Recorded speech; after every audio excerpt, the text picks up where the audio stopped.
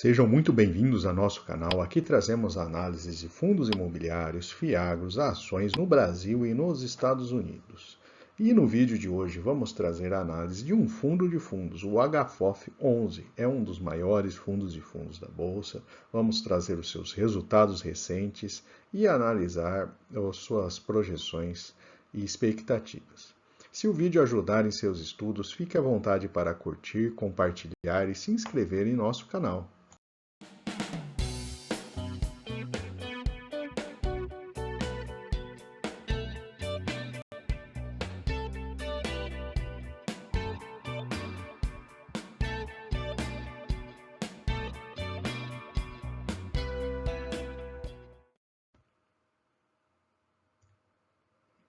E vamos começar trazendo o portfólio do fundo. É um fundo de fundos, ele investe em diversos outros fundos imobiliários.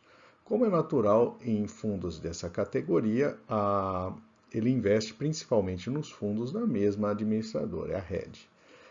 Então temos a maior participação, o HLOG 11, com 12,7%. Temos o TVRI 11, o HREC, o HAA 11 e o HGBS 11. Essas são as principais participações dentro desse fundo de fundo. Mas temos uma visão geral ali de todos os fundos. Vamos passar pelas principais posições.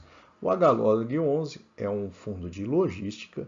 Ele apresenta aí um dividend yield atualmente na casa de 8,7%. Um dado importante o seu valor de cota apresentou uma queda significativa nos últimos tempos. Então temos aí a evolução dessa cota sendo negociada aí perto de R$90 nesse momento. O TVRI11, que é um fundo de renda urbana, né? Ele era negociado como BBPO11, né? Tivemos aí uma perda gigantesca para esse fundo durante o período aí da pandemia e a gente vê o reflexo aí no valor das cotas, né? Hoje é um fundo que está pagando aí 12,24%, mas porque a sua cota desvalorizou bastante, né? Para quem pegou esse fundo lá atrás, né, o dividend yield on cost está bastante baixo, né? O HREC é um fundo de recebíveis, né? Está pagando 12,7%. Também apresentou uma queda aí importante nos últimos tempos, mas nos últimos meses teve uma leve recuperação no valor de cotas. O HAA, o RED AAA, né? Ele é um fundo que está pagando 9,3% também de dividend yield e ele apresenta aí uma queda significativa nos valores de cota. Esse é um principal ponto importante aí em relação ao HFOF11, que vários desses fundos, pelo menos as principais posições, têm apresentado queda de valor de cota ao longo do tempo. E isso tem alguns reflexos, né? O principal deles é que o fundo deixou de ter uma parcela tão significativa dos rendimentos distribuídos do fundo atrelados à compra e venda de outros fundos imobiliários. Uma vez que ele comprou, segurou e estaria no prejuízo nesse momento, né? O HGBS 11 é um fundo de shoppings. Ele apresentou uma queda durante a pandemia, mas uma certa estabilidade e agora aparentemente está recuperando o valor, né? Inclusive a gente fez um vídeo recente desse fundo. Se você quiser ter um pouco mais de detalhe, é só buscar o vídeo em nosso canal, né? Ele está hoje com um dividend yield de 7,95%. O PQAG11, Parque Anhanguera, é um fundo que está pagando 9,2%. Ao longo dos últimos tempos também tem tido um resultado relativamente positivo. Temos o GTWR, né, e o Green Towers, 11,4%. Como os de lajes corporativas, né, ele tem apresentado queda aí também, principalmente depois aí do início da pandemia. E temos o RBVA11, o Rio Brava Renda Varejo, 10,6%. É um fundo que também tem apresentado queda de valor da cota. Então, quando você compra um fundo de fundos, você compra um pacote que tem dentro dele todos esses outros fundos. A gente percebe que pelo menos nos últimos 2, 3 anos, né, foi um pacote que teve um rendimento não muito bom, né, se você tivesse investido individualmente em cada um desses fundos. Então, portanto, é de se esperar que o resultado do fundo não tenha sido tão positivo assim. E aproveitando para falar um pouco do conceito do fundo de fundos, né? Hoje ele tem uma cota mercado que tem um desconto de 4% em relação à sua cota patrimonial, isso no momento de fechamento do seu último relatório. E também temos uma cota potencial, que seria a potencial de valorização para todos os fundos que compõem o portfólio do fundo de fundos. Então, a administração do fundo enxerga um potencial de 19% de valorização, né? Principalmente aí porque existe aí um certo deságio no setor como um todo, além do desconto que você tem já diretamente quando compara o HFOF com a sua cota patrimonial.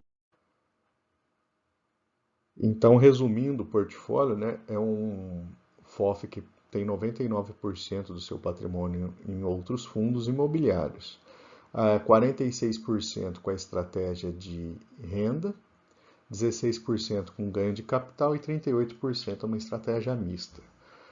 Comparando o HFOF com o IFIX, ele tem uma participação maior em lajes corporativas, renda urbana e shopping centers, né? Em compensação, o IFIX ele tem uma participação muito maior em CRIs, em fundos de papel. Então, dá para perceber que o HFOF ele busca uma maior correlação com fundos de tijolos, né? Trata-se de um fundo de grande porte, né? Ele possui rendimentos na casa de 14 milhões de reais de proventos vindos de outros fundos, o que tem dado aí, no último mês, né, deu 61 centavos por cota de rendimento. Tirando as despesas, né, o resultado fica em 56. O fundo tem distribuído um pouco acima desse valor, né, 63, devido à acumulação de ganho de capital ali com venda de fundos, especialmente aí no mês de maio, a gente percebe que esse efeito foi bastante significativo. E o fundo usa esse resultado para não variar tanto o rendimento pago ao acionista, né, ao cotista. E tem um dado interessante, né, que temos antigamente, né, em 2019, por exemplo, uma parcela significativa do resultado do fundo ele vinha desse ganho de capital, que é algo um pouco mais incerto e depende muito mais das oscilações de mercado, né? O fundo, principalmente aí depois da pandemia, ele chegou até a zerar esse resultado de ganho de capital e concentrando muito mais ali em rendimentos recorrentes, né? Que são basicamente os proventos que cada fundo que compõe o portfólio paga para o HFOF 11. Essa é uma outra visão, né, que a gente tem de fluxo de caixa por rendimento de cota, né? Então a tendência é que essas duas linhas aí andem bastante próximas, né? 2020 foi um ano bem turbulento aí, né? Então tivemos aí essa situação que o fundo segurou um pouco mais. O HFOF é também um fundo que tem um bom nível de liquidez, né? Ele tem um patrimônio grande e tem um volume aí na casa de 2 milhões de reais diários. Então, liquidez não é um problema para quem pretende investir nele. Já nesta tabela, a gente tem a evolução ali desde 2018, né, da sua primeira emissão, né, todos os retornos que a gente teve do HFOF 11, comparando aí com o CDI, né. Então, pegando o início, né, desde o início,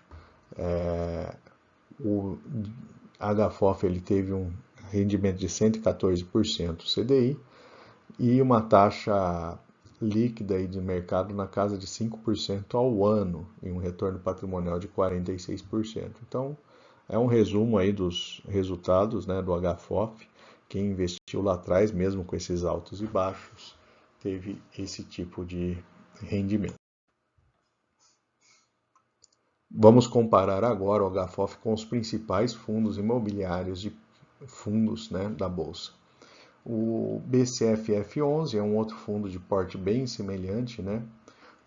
E aí temos os fundos de maior porte, né?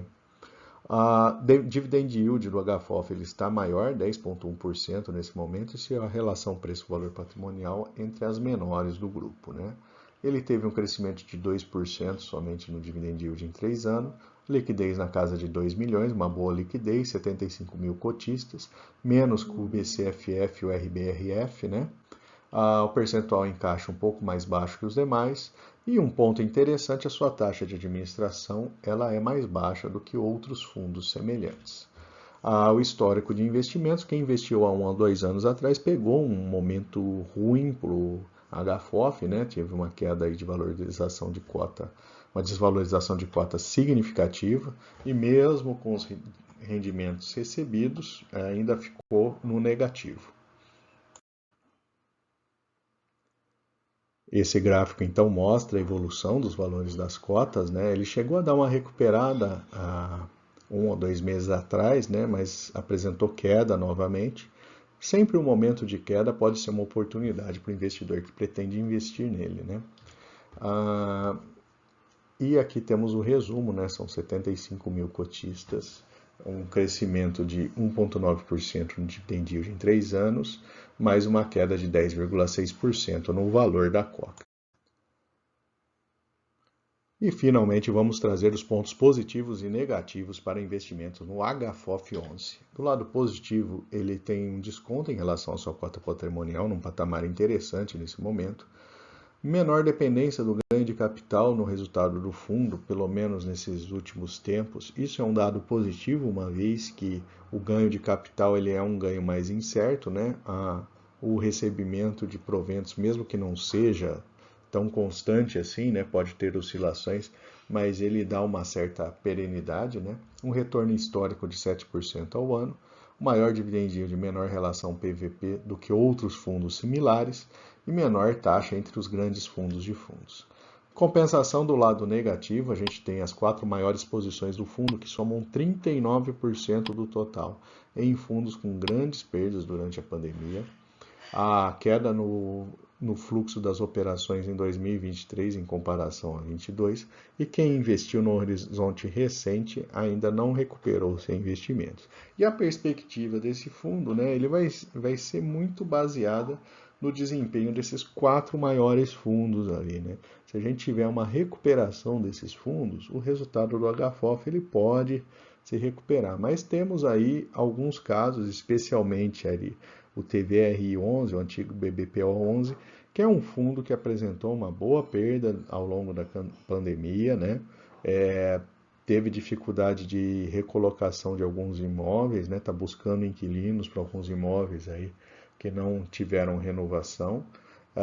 Então é um ponto crítico, né? Um ponto de atenção para quem pretende investir no HFOF 11. Se pretende, né, estudar um pouco melhor o HFOF 11, o ideal é focar nesses 4 principais fundos ali que compõem a sua carteira, que eles vão ditar o resultado do fundo. E por fim, eu vou deixar aqui uma lista de outras análises de fundos imobiliários e 2 recomendações de vídeo. Fique à vontade para consultar. Se não for inscrito, se inscreva em nosso canal.